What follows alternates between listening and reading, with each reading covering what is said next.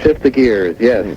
Well, that's really been my love over the last 3 years. About 3 years ago, I began to investigate this concept. I couldn't ignore it anymore. There were just too many people reminding me of Nikola Tesla and various concepts, T. Henry Murray and these other people in history that came up with devices that evidently produced more electricity than went into it. And of course, my initial reaction would be like any mainstream scientist, that smacks of perpetual motion. It makes no sense. That's bunk. And so I said, well, okay, I'm just going to spend some time at this. And so I first visited with Thomas Bearden, very talented researcher on these questions, and I began to find that 19th century physics going into the 20th century went in a kind of a strange direction, because a lot of physicists had forgotten what was called a scalar term, or a term in Maxwell's equations of electromagnetics, to kind of bring this down to earth.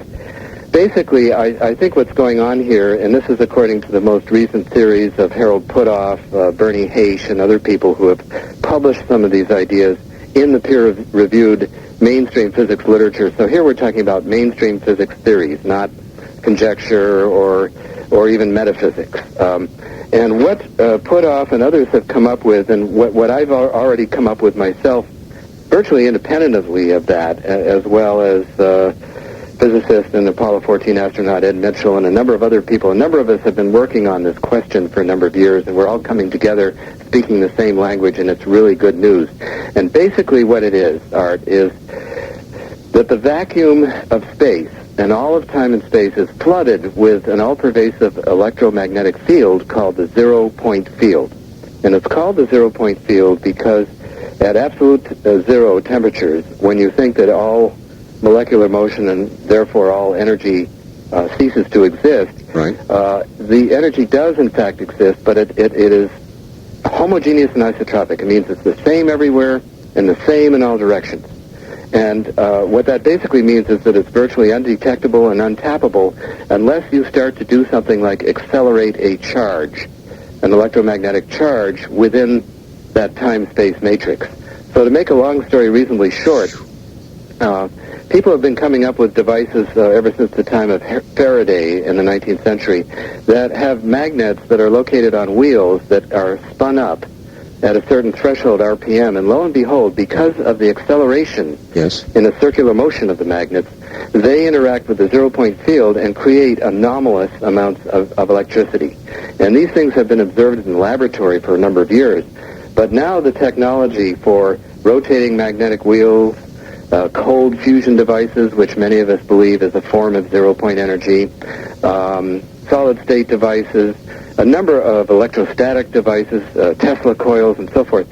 What I discovered was that not only is the theory palatable, it's absolutely necessary. In other words, one has to hypothesize that this field does exist and that these are the conditions for which you can tap that energy. And the energy is virtually unlimited. It basically, I think another way of saying it is that it comes from dimensions beyond time and space and totally floods all of time and space. All right, Doctor. Well, 1 cubic centimeter of it is enough to evaporate all the oceans on the Earth. Doctor, is the second law of thermodynamics invalid? Well, within the context, and again, we talk about boxes. If you talk about, remember now, the laws of thermodynamics are based on systems that are in, quote, equilibrium. Mm-hmm. Okay, and non-equilibrium thermodynamics becomes a very sticky wicket for those that want the universe to be simple. And people like Ilya Prigogine, who won the Nobel Prize in Chemistry for chaos theory, his discovery of chaos theory, found that when systems are out of equilibrium, that there are conditions under which they can go through phase changes or enormous shifts in short amounts of time. And some of these ideas that Prigogine has come up with, John Archibald Wheeler, a Nobel laureate physicist who also hypothesized the zero-point energy field, because a lot of the concepts of quantum theory must depend on the existence of the field. There's now an emerging consensus among those mainstream physicists who've chosen to look at the question that this field does in fact exist, and is therefore the underlying principle for a number of things like anti-gravity propulsion, nonlinear, non-Newtonian motions that you see in the UFO phenomenon, and it just explains a whole host of different phenomena. But the good news about all of this is that it can also solve our energy crisis and stop the greenhouse effect. All right, stop there for just a moment. We'll be right back to you. My guest is Dr. Brian O'Leary. We're talking energy. We'll be right back to him. If you suffer from headaches, neck aches, sports injuries, low back discomfort, arthritis, rheumatism, bursitis, menstrual pain, joint pain, any kind of pain, let me tell you about Leprina. No more waiting for pain relievers to kick in. No more settling for alternative pain relievers just because your system is aspirin sensitive. Just spray on Leprina topical aspirin and enjoy soothing relief without side effect. It really is that easy, and it works. It actually penetrates the skin right down to where the pain is. Remember the name, Leprina. That's Leprina. You're going to be hearing a lot about this remarkable product, believe me. I've used Leprina on my bad back, and the fast-acting results are truly amazing. Spray it on, the pain's gone. Some pain sufferers are calling the almost instant results miraculous, but you cannot get it at your local drugstore. If you want fast-acting topical pain relief, just order Leprina by calling 1-800-308-4565. That's 1-800-308-4565. The truly reasonable cost is a bargain for this revolutionary new product.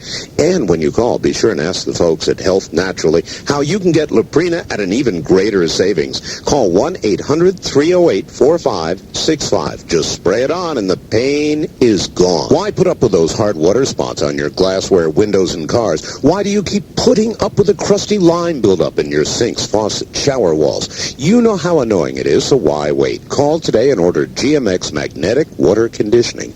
Join me and my wife and thousands of other homeowners who are using this no-salt, no-chemical, no-maintenance way of controlling our hard water problem. Just measure the size of your main water line, get out your credit card, call in today, and you can have GMX protecting your home within 3 days. A $600 one-time investment protects your home from hard water damage for a lifetime. Satisfaction guaranteed or your money back. And guess what? The GMX folks are coming back with a special holiday incentive for you. They've got a limited number of signed first edition copies of my book. They'll give you one free if you order GMX now. Call GMX at 1-800-4060-GMX. That's 1-800-4060-GMX. Remember, you get a signed copy of my book if you order now. Call 1-800-4060-GMX. Back to Maui, Hawaii, and Dr. O'Leary. Doctor, you're saying that some of that was pretty technical stuff, and yes, I have to confess, yeah. All right, so what you're basically telling everybody is there is a way here on Earth or in space to draw on a source of energy that is literally everywhere. And have you seen such a machine, such a device, demonstrated to actually produce more energy out than it takes in? Yes, and by that I mean it's like the second law of thermodynamics, which is a box that circumscribes in other words, the assumption is the system is in equilibrium. Well, likewise, these objects actually are objects that tend to interact with the zero-point field and extract a very tiny fraction of that energy. And so in a way, in the larger sense, using a bigger box, and of course Dreamland is about getting out of the box. That's right. In the bigger box concept, then it's possible, because this is simply a previously unacknowledged source of energy that's been lying in potential. It's like a big reservoir waiting to be tapped. But we just have to know how to do it. Well, I have seen a number of machines worldwide, and this is what really astounded me, Art. I think, and now when I got into my third of my trilogy, this was 3 years ago, and I got into this subject, I thought I was going to have an easy time of it and just go around and take pictures of inventors around the world and do a photojournalistic report, which is what my new book is all about. But what happened to me was that I saw so many of these demonstrations. I saw one in India, Paramahansa Tiwari, for example. He has an N machine. This was originally invented by the MIT, former MIT man who's now in New Zealand, Bruce De Palma.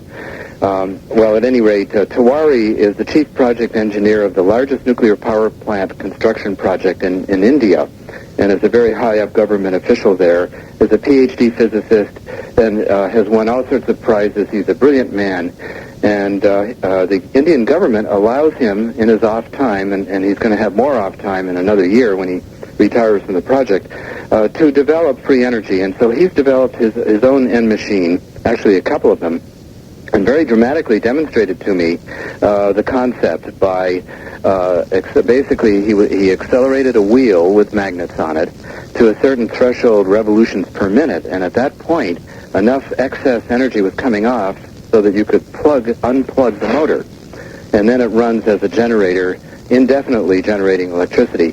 Now the only hitch is in this particular machine, he has to turn it off after a while because it overheats. You see, we're not at the commercial prototype stage in some of these technologies, although that's beginning to happen rapidly too. And there are all sorts of professional organizations starting on this whole thing. This technology is much further along than you would ever imagine. Japan is the most likely place for it to be developed.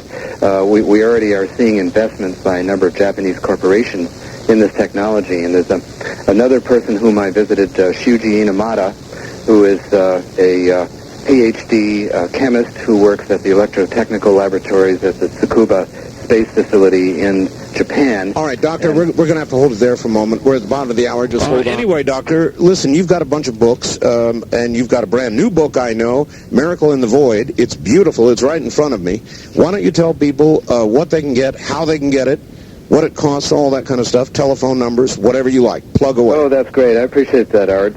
Well, the Miracle in the Void, the subtitle is Free Energy, UFOs, and Other Scientific Revelations, and it's a number of things. It's about the coming energy revolution, free energy and what it means to our planet. It's about existing devices currently and secretly being developed worldwide, and this is based on my... Well, it's also, in a way, it's like your book a little bit. It's both a personal odyssey and a journalistic look at the state of the art, based on my journey all over the world and visiting dozens of free energy inventors and theoreticians and other people. But it's also a concise examination between, in the relationship between free energy and the UFO question. Well, it sure as hell isn't establishment stuff, so this... No, it isn't. In fact, I find myself, if anything, and this is very sad, but very often ridiculed, for what I consider very detailed photojournalistic work. Mm-hmm. But then again, we're talking, there's a great Bertrand Russell quote, I love this one, is that the resistance to a new idea is proportional to the square of its importance. And so, for example, let's take the question of energy. And then we'll get back to the books in a moment. Yes, fine. But in the question of energy, we're talking about a $2 trillion highly polluting energy infrastructure, mostly due to the burning of oil worldwide. We know we only have 40 years of oil left. That's right. 20 years ago, I was a presidential candidate, Morris Udall's energy advisor and speechwriter for his presidential candidacy, and I also orchestrated hearings for the Interior Committee and Subcommittee on Energy and the Environment, and this was 20 years ago in 1975, and during that time we had an energy crisis. We had a perception that we had to develop alternative energy sources, and at that time I was unaware of the zero-point energy or free energy.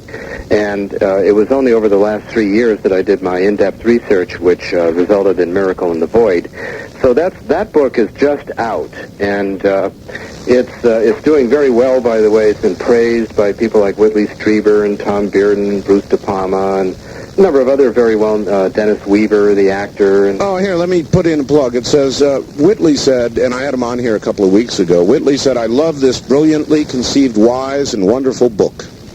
That's quite a wonderful quote from Whitley. Yeah, I really appreciate that, and he's a colleague along with many of the other people you interview, and certainly Whitley, I agree with Whitley that we're dealing now with recovering lost memories of our essence, and that's part of what the UFO phenomenon is about, which makes it so important. The phenomenon of contact and the fact that it's happening in ways we may not have preconceived or formulated. And so I address that question in this book, as well as the question of the paradigm shift that will inevitably happen when we present free energy to our culture. And the Japanese are already doing that, and that's the point. And no matter what happens, all the haranguing and suppression that we've had here in America and the expatriation of inventors to other countries is shocking. And so my book talks about that. It talks about the suppression syndrome. It talks about the state of the art. And it talks about my own personal grieving process in a way, because, there are a lot of folks out there like Lone Eagle, God bless them, but people let their fundamentalist beliefs sometimes run up against the stop here, and obviously the government itself and Sagan and so forth. We can't put energy on that. We have to look at these technologies as they emerge, and they're obviously going to change the world so profoundly, and that's what really I got into as a personal experience, and I found that culturally, virtually everybody is suffering from a severe case of denial, and that their belief systems being violated is something that most people or many people find untenable.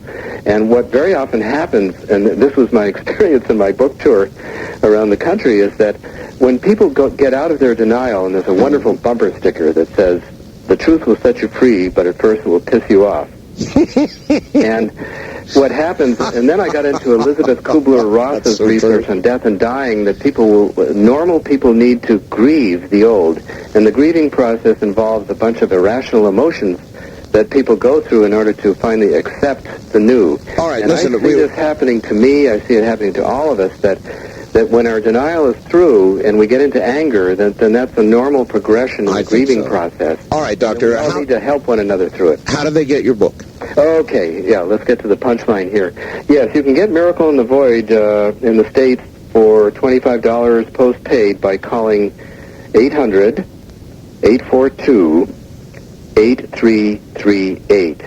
And I'll repeat that for you. That's 800-842-8338. And I'm also offering a special on my trilogy of books, which really describes the full gamut of my explorations over the last 10 years, and that includes my books Exploring Inner and Outer Space, The Second Coming of Science, and Miracle in the Void. And that can be obtained for $55 postpaid by calling the same 800 number. That is 800-842-8338. Very good. All right, I've got a bunch of people that would like to ask you questions, so let's take a couple. First-time caller line, you're on the air with Dr. O'Leary. Where are you calling from, please? I'm calling from San Diego. My name is Chet. Yes, sir. I'm wondering if you're familiar with the work that Joe Newman's done. We don't have to go overseas to see over Unity devices. Joe's got one he's been working with for 30 years now. Yeah, he was on Johnny Carson with it or something. Several years ago. Uh-huh. I've seen it and talked to him several times myself. And I've been building one up myself and having pretty good results with it myself.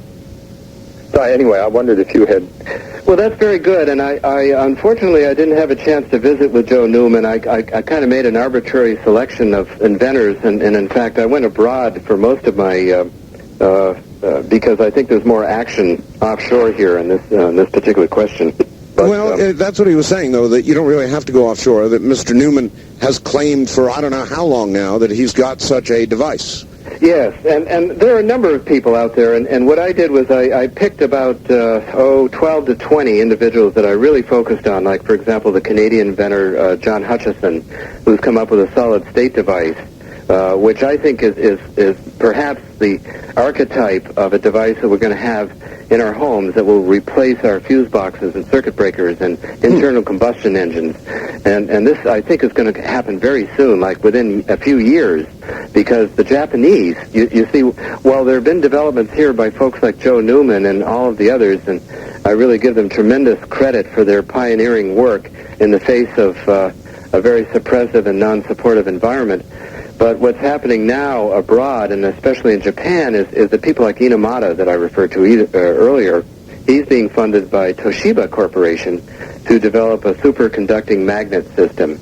And you see, this is now, what's happening right now is different from a few years ago, and that's what my explorations revealed to me, and what Miracle in the Void is all about, is that, hey, this technology is not only one that has been developed by isolated inventors here and there through the decades, but this is going like gangbusters, and some of us have even founded a professional organization called the International Association for New Science, and we've had now 2 symposia on new energy, and we're going to have a 3rd one in Denver on April 27th to 29th.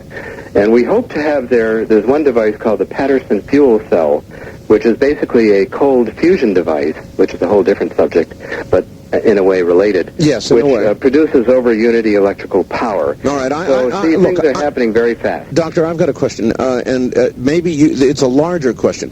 If these devices here or in Japan or in India or wherever in the world they are exist, and they really do what they say they do, this is a very capitalistic country.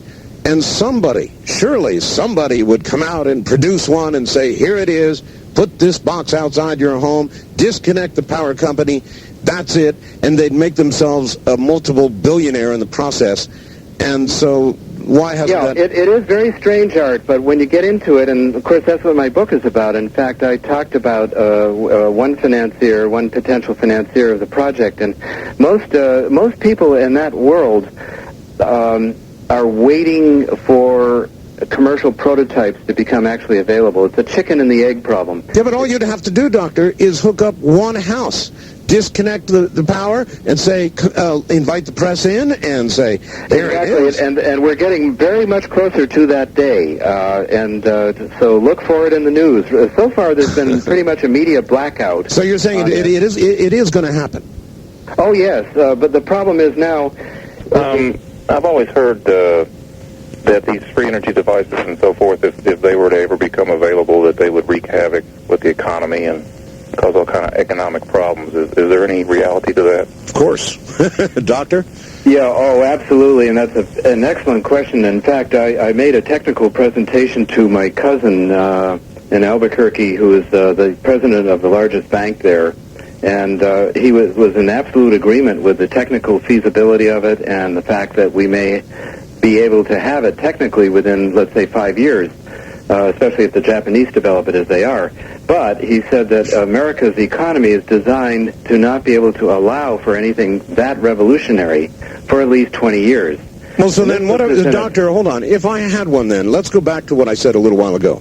And I was able to demonstrate that it worked with one house, just one house. Would the government guys dressed in black come and kill me? No, I don't think so. See, I think the genie's out of the bottle, and that's what part of my research for Miracle in the Void was all about, was I found that there were just untold hundreds of inventors worldwide, many of whom are coming up with research devices that are like preludes to commercial prototypes. And 2 or 3 people have already come up with commercial prototypes. So we're right on the verge of an explosive technological revolution here. And so the real question is economics, and I think that's an excellent question. I know, but the problem, Doctor, is that people are killed every day for hundreds or even in the low thousands of dollars. We're talking about literally trillions of dollars here. That's correct. So what that means from my point of view is, you see, I looked at the ecological questions too, and there's some very alarming news about the Earth. One of it is the possibility that we're already into the greenhouse effect, and that's what's causing a lot of the local weather and climate extremes that are beginning to take place. Do you believe if that were the case, then we're going to have to convert from a fossil fuel economy, energy economy worldwide. You know, we have tripled our oil consumption since 1975 when I worked with Mo Udall, and that's not good for the Earth. And I think most of us at some level realize that.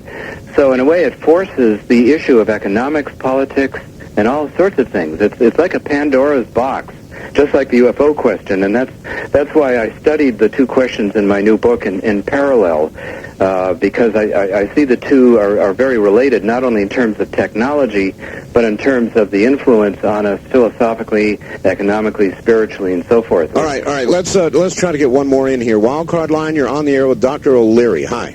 Hello, this is Bob in Wichita. In Wichita, yes, Bob. Hi, Bob. When I was in California, Bruce De Palma was on the radio on KPFK with Roy of Hollywood, and I got to talk to Bruce, and I sent for the literature, which cost $20 at that time, and I'm fairly well versed in reading and all that stuff, and some science, and I could not decipher what the text was supposed to mean.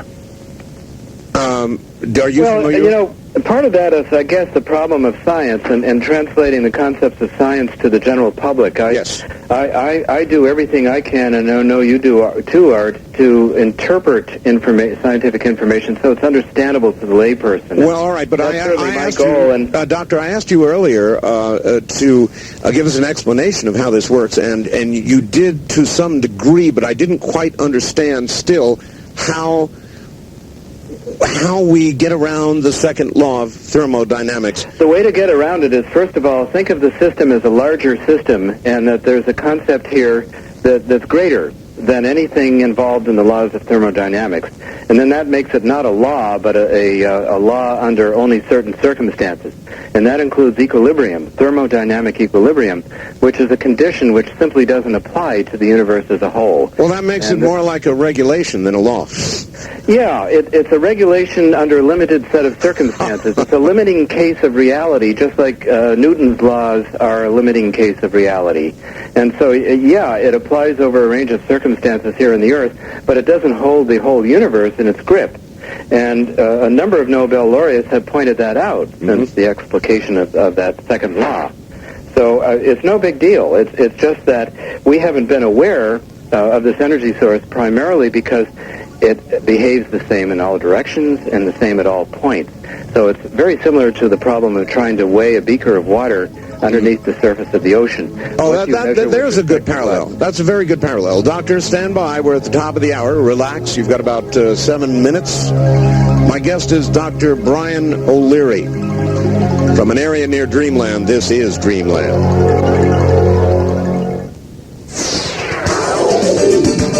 It's a fast-paced look at the day's events. It's the Michael Reagan Show on Talk 102. I think the